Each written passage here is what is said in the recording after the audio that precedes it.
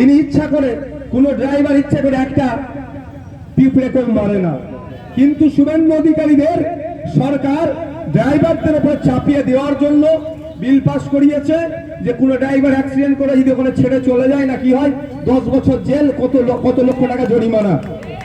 আমরা কল্যাণ বাবুকে পার্লামেন্টে এই জন্যই পাঠিয়েছিলাম, ভোট দিয়েছিল মানুষজন এই জন্যই, জনগণের বিপক্ষে কোনো বিল পাস হলে তার বিরোধিতা করবে, কিন্তু এটা তো জনগণের বিপক্ষে।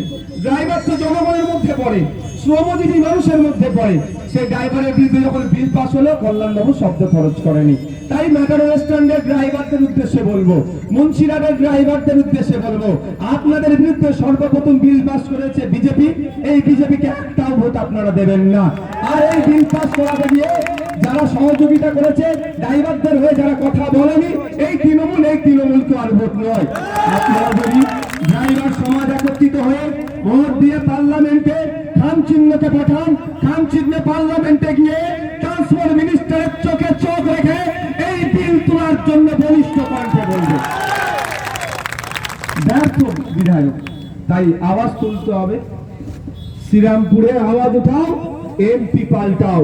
শ্রীরামপুরে আওয়াজ উঠাও, এমপি পাল্টাও। শ্রীরামপুরে আওয়াজ উঠাও, এমপি পাল্টাও। 3 বারের এমপি উনি, 15 বছরের এমপি। তা ওনার ভূমিকাটা কি হওয়া দরকার ছিল?